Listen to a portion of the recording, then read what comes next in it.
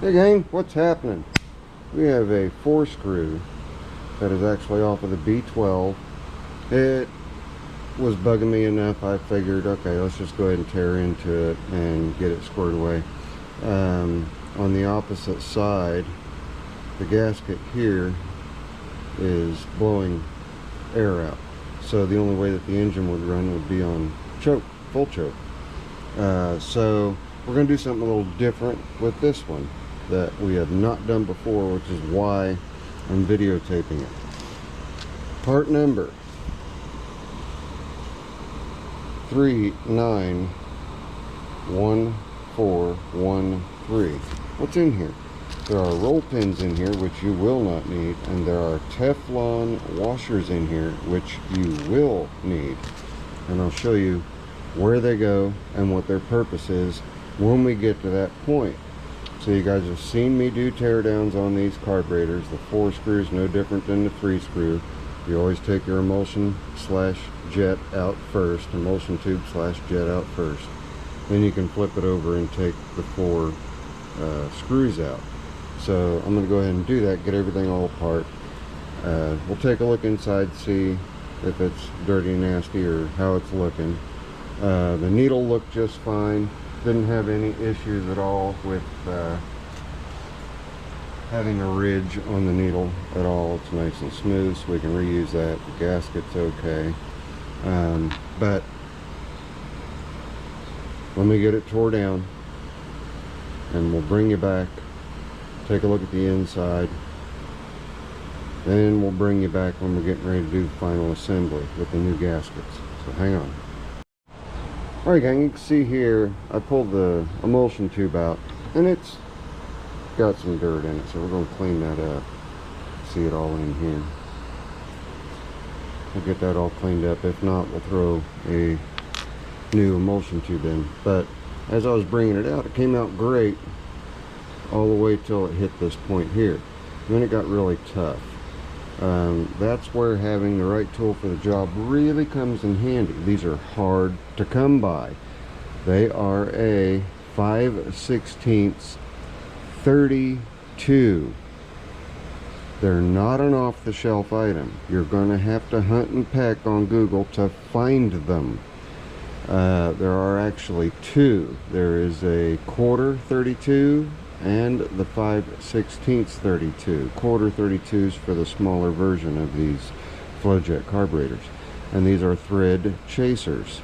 So I'm just going ahead and cleaning up the threads. So when we get this open, we're going to see little shiny flecks in there, and that's just going to be from the tap.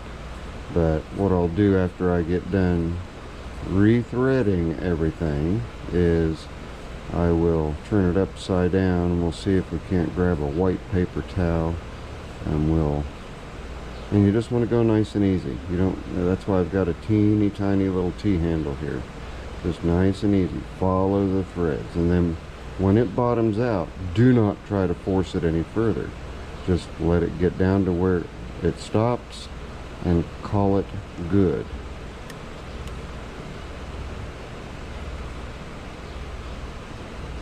And then just about to the bottom. A little crusty at the very bottom. There we go. We're at the bottom. So then we're just going to back this back out. I'll do a little tappy tap on it, and let's go ahead and just do that now. Tappy tap on a paper towel so I can show you guys. All it does is just cleans the threads up. These are pot metal. Everybody thinks they're aluminum. The aftermarket carburetors that you can buy for less than 30 bucks, honestly, don't do it. Find a good used rebuildable core. Stay away from those aluminum China made. Why? I'll explain that to you. Down here is your throttle butterfly. You see the position of that? Let's see, let's get it closed. See the position of that when it's closed? Let me go ahead and take it out and turn it around for you. When it's closed, this is the orientation of your carburetor. When that's closed, this is clocked to 4 o'clock.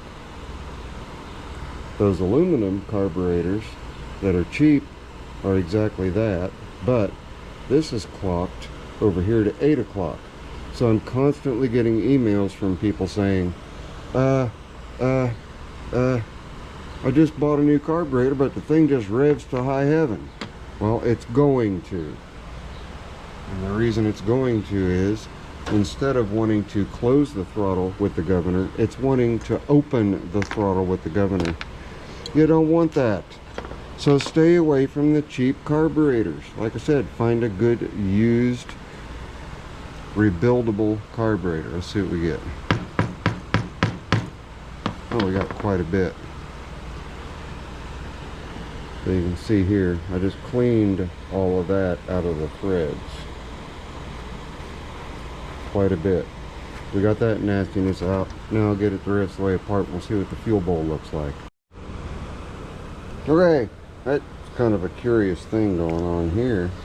The float appears fine, but it's hard to see, but the needle is not lifting up out of there the way that it should. Even when I drop it down, it drops a little bit, but it doesn't drop like it should. So we've got some muck going on there, and right here, that was our problem. So that gasket has got to go. Somebody made this gasket. Let me pull it off of here. You can tell just by looking at it. It's been hand cut, okay, and out of way too thin a material. So that's why I had to keep the choke on full in order for that to run. So we're going to remedy that. Helps to have the parts on hand. Let's look at the fuel bowl. Get a little bit of light. Fuel bowl's got a little bit of junk in it. It's not horrible, but there's certainly enough in there that it would clog things up. So we'll take this back over to the parts washer. I already just quickly cleaned the outside. Take it back to the parts washer, clean the inside of that. We will pull the pin and do a dunk test. I'll do that off camera. You just dunk it in a fluid and make sure that it's that no bubbles come out of it. And you can also just take them and shake them and listen to them. You may hear some rattling in there, and that's just little bits of the solder that was used to join the two halves rattling around in there. That's okay. You just don't want any liquid sound in there. So let me get those couple of things knocked out. Kind of boring, standard stuff. We'll throw the thing back together, throw it on the B12 and see how it starts. So hang on. Alright, I'll do my best to stay out of the way of the camera view. We got the float out. Float checks out okay. Cleaned this up a bit. Cleaned up the port here. Just had a little bit of muck in it. And also the clip, a little wire clip that connects to that little finger right there. Just wasn't attached. But the float needle was still stuck in there. So real quick we'll drop it in. Dropped in, and we'll see if it drops out. So plenty free enough. Right, so we've got that. Then we've got our new gasket. Place your gasket with the funky little rectangle right down there. Yep, sorry, right down there. Okay, right down there. You have to put that on before you put the floating needle back in. So it's all good. And the way that you put these together is pretty simple. Take that little metal wire and it just goes on that little tab so that it'll hang and dangle. Then set the needle down in and set the float. Oh, we've got that spring kind of sideways, the keeper spring there. And the Viton tip is just fine on this too, by the way. Okay, let's try it again. Set it down in. There we go. Whoops, I put it in the wrong spot. Let's put it in the right spot, Zippo. Can't put it in the hole that you got to put the pin in. Goofball. Alright, I'm going to set her in place. Take our pin. And my pin needs cleaned off. Let me go ahead and clean my pin off. Hang on. That was just me not being prepared. It happens. Let's start that in. I'm not sure which side. Yeah, that side should be fine. Maybe. I think I pulled it out of the other side. We'll put it back in the other side. Then, using your dominant hand or your non-dominant hand, in my case non-dominant, so I'm fighting it. See what I do for you guys? I do things right-handed just to help you out.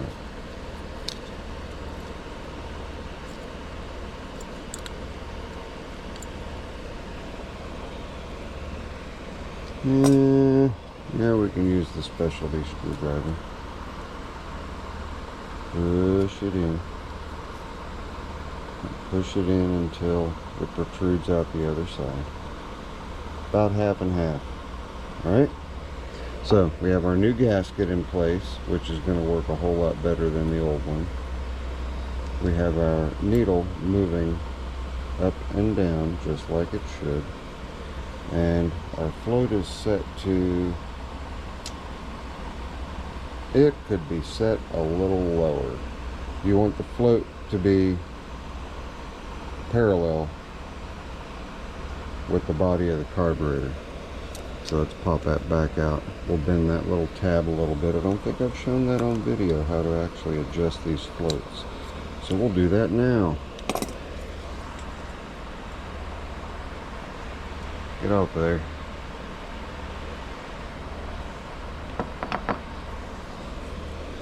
Okay, you have that little tab. You want the float to sit level. So to get it to sit level, I believe we need to collapse it just a little bit. So we'll bend that down just a little, just a hair, not much. It's brass. It's soft. It'll move easy on you. Get our needle back in there. Get everything ready to throw back together for a second time. You may have to do that 2 or 3 times just to get everything situated. Let's get our pin back in. We'll use our specialty screwdriver for the emulsion tube again.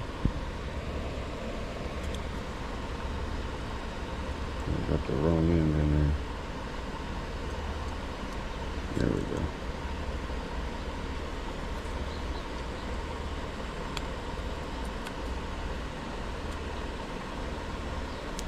Again, just center the pin. Now let's see how we look. Now we're a lot closer. We're just slightly above. And I'm alright with that. Got to do the blow test. With it sitting level with earth, you want to blow in there, see if you have any air escaping. And I don't. Then you turn it over, just like that, and see if you have air escaping, and you should. There we go. It's golden. And the little clip just decided to fall out of its perch. So let's see if we can get that back in there without taking everything apart again. And you don't have to have that little spring retainer on there. It just helps.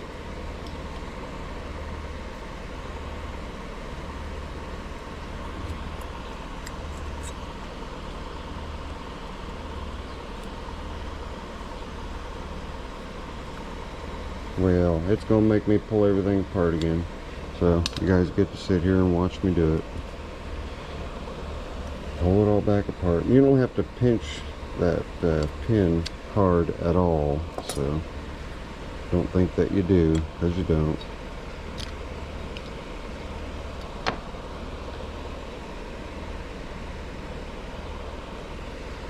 Again, for the umpteenth time. What's that, third time? Third time's charm? Is that the way this works?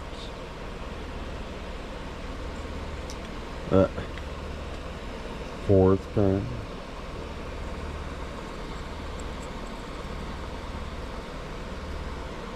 Just a little sloppy and loosey-goosey. I may end up just omitting it altogether.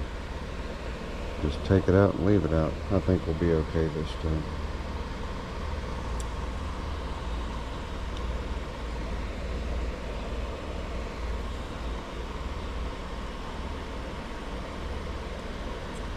Come on. Cooperate.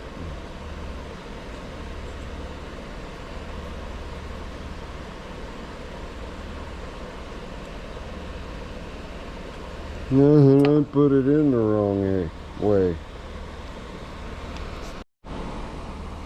Alright, we're regrouping because I had fail after fail after fail. It just started to get ridiculous. So, which end of this is going to, there we go.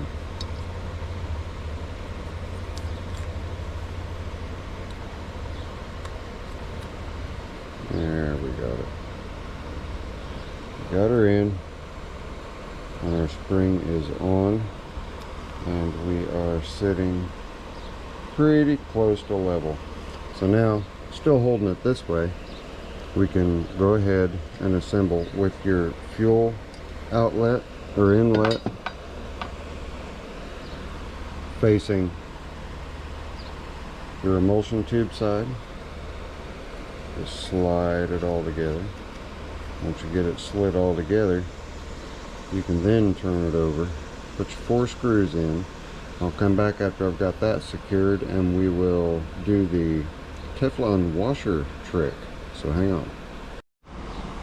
Alright, we've got these screws snugged down, our new gasket in. Now we're going to put the emulsion tube in. I'm going to face it this way so that everybody can see what's going on. Now in my other videos I tell you, screw it down, loosen it up, and pan it just a little bit. Screw it down, loosen it, screw it down, loosen it, screw it down, loosen it. In this case, using these Teflon washers, you don't do that. You tighten it down once, so it's a one and done deal. And again, the part number is 391413. Alright, this is actually a repair kit for a different type of carburetor, updraft. So here are the roll pins that it comes with. That's for the butterfly on the updrafts. You don't need those. All you need is the Teflon washers. Right there. That's them. And we just need one. So pull that little sucker out, and they are tiny. So where does it go? It goes on your emulsion tube, so that when you tighten things down, it is sealing right here. And this is where fuel tends to get passed and gives you that dreaded leaking fuel bowl issue. So I'm not even in camera view. So we're going to just simply, well, maybe not so simply, but we're going to put that Teflon washer, I'm still out of view. There, we've got it started. And we just popped it off. I'm going to get it on and slide it all the way down. Got it cleaned out and everything's ready to go. I'll get it slid all the way down. I'll show you what it looks like once it's seated. That wasn't too bad. Just took me about 15 seconds to get it started. Get it on there and just slide it all the way. And they are Teflon. They will stretch on you, so be careful with them. And then seat it with your fingernail as best you can. Just get it to, I did it again. Maybe I should pan back down again. Just push so that now that Teflon washer is against your mating surface for the carburetor. And then you put it in, being really careful to make sure that once you get that started through there, you turn the carburetor over and check. There's a channel that that tube goes into. You need to make sure, see, oh, that's going in so much easier. So much easier. So nice.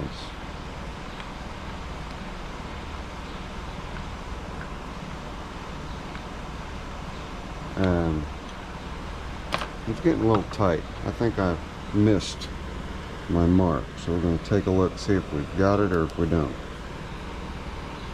Nope, we're going in. Okay, right where you see that brass tube going up and down there, that's the emulsion tube, and you want it to go into the hole, into the upper carb body. That's why you don't try to take the upper carb away from the bottom before taking that emulsion tube out. It's gonna make for a really crappy day. We'll finish getting that cinched down.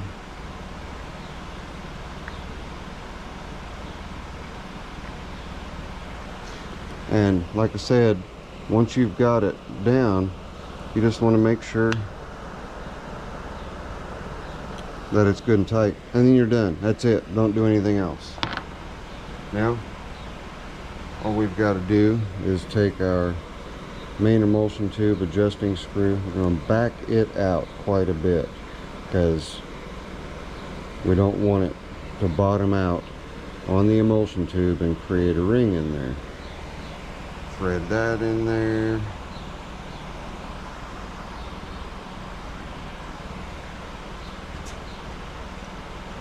And these don't have to be super tight. It's a fiber washer. Just cinch it down.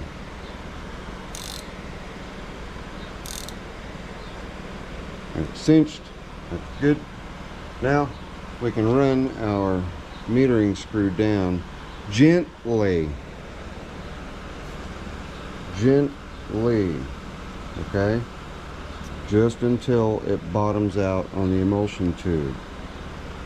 So very gingerly tighten it until it stops. When it stops, come back 1 1/2 turns as the base setting right there. So half, 1, half, 1 1/2 turns. And the same thing for your idle circuit screw, and it goes right here. Kind of a bear to adjust when you've got the air filter assembly and everything on, but this one you can usually tighten down till it seats by hand.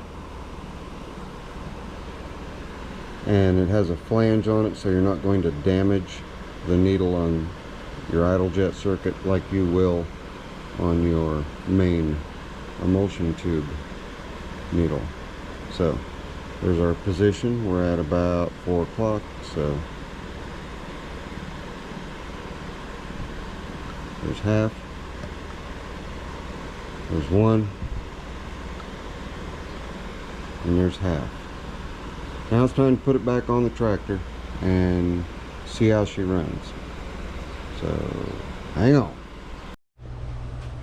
Alright, this should be the last clip. We're at the trailing end. Carburetor is back on. I have my offset screwdriver for adjusting my main emulsion tube and for adjusting here, but typically once you've taken them apart, cleaned them, put them back together, you can just use this tool right here, which is what I'm going to do. But either one of these, or if you happen to have one, you can get one of these ratcheting offsets, reversible ratcheting offsets. So, and put your desired bit in there. But Now we're gonna turn the fuel on and see if we end up with a leak. This will be like watching paint dry or waiting on a phone to ring. You can put your own colorful little euphemism in there as you wish. While I was at it, I cleaned the spark plug. We're going to wait and see if we've got any kind of a leak. Let's turn it down.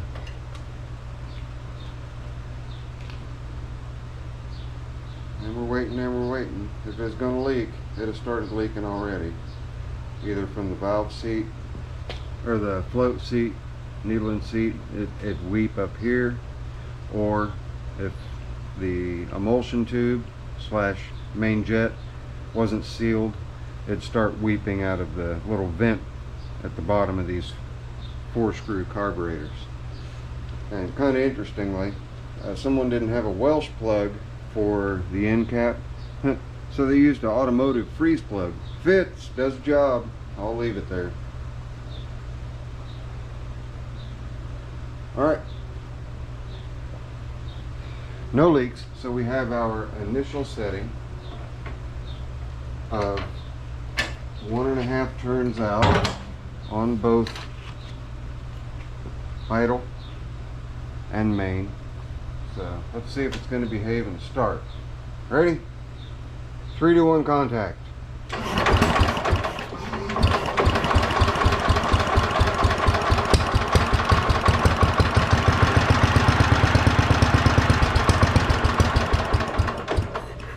See that drip come down there? See it dripping? I don't always get it right the first time. I really don't.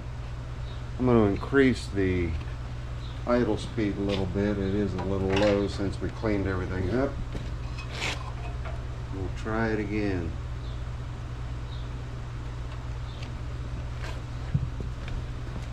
And I gotta be honest with you, guys. A lot of my carburetors do leak, but whenever I rebuild one for somebody, they don't, because that's my reputation.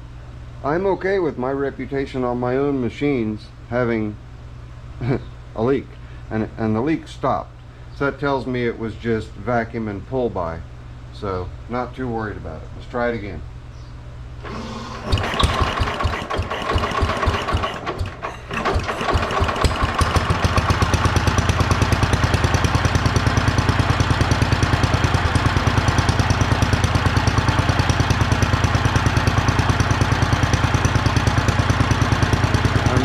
Taking the choke off to see if I need to make adjustments. You guys may or may not be able to see.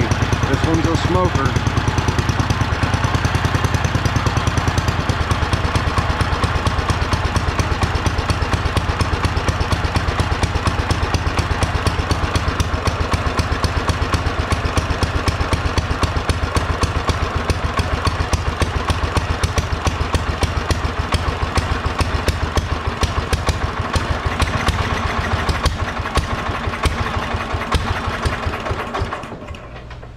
We've obviously got something going on there, right?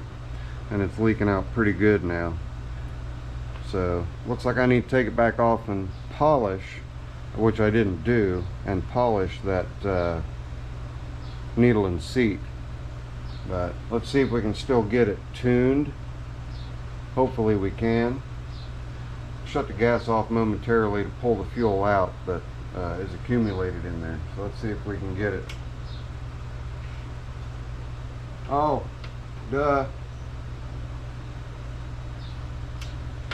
My major malfunction was I was putting the choke on, not taking it off. That's funny. All right, take 2.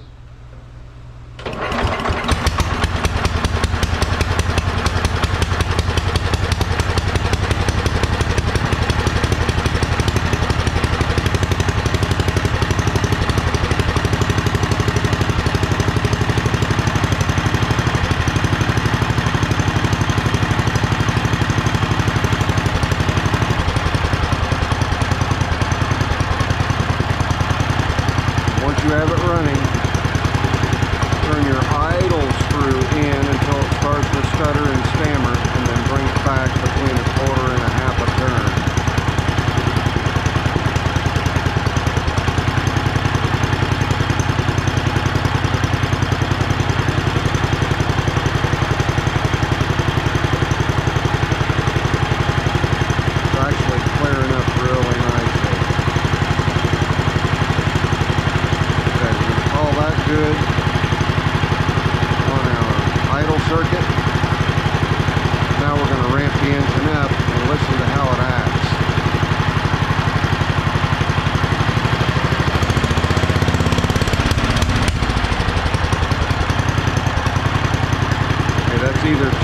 fuel or not enough. I'm going to go with too much to start with, so I'm going to turn the main emulsion tube screw in just a little bit.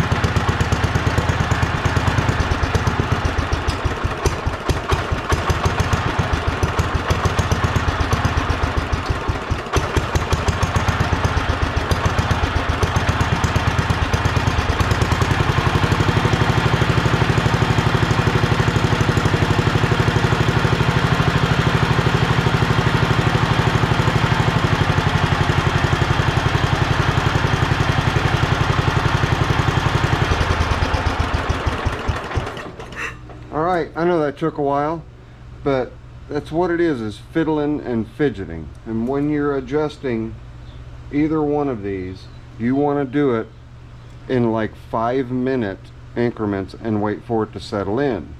You don't just want to keep cranking, or you're just going to drive yourself nuts. So we managed, and it's not leaking now. Well, I shut the fuel off. I'll turn the fuel back on. It's not leaking now. Long video, but get through the first part of it, showing how to use the Teflon washers and doing that little bit of a rebuild, and you should be in good shape. This thing's a smoker. It smokes just as bad as the old Squire did, so it's in the right place. Absolutely. It's got the power that it needs. With all the rings that I just got, I'm sure that I can find a ring set that I can install after honing the cylinder if it gets too bad. But you know, the old B12 died on me outside. I had to push it in. I don't like manual labor like that. I like machines to do the work for me, and we have no leaks now. So yeah, I'm gonna call it good. Thank you guys very much for following along on this. I know it's been a while since there's actually been a repair-ish type video, and right now I'm getting ready to pull every single running tractor out and give you guys a walkthrough and walk around of the fleet. So you guys can look forward to that one coming up in the coming day or days. So that's it. Friendly Neighborhood Zippo. I will catch you guys on the next one. And please, if you haven't already, hit that subscribe button for me. It really helps my channel out. Helps me bring content to you. And the thumbs up doesn't hurt either. Later. I'm out of here.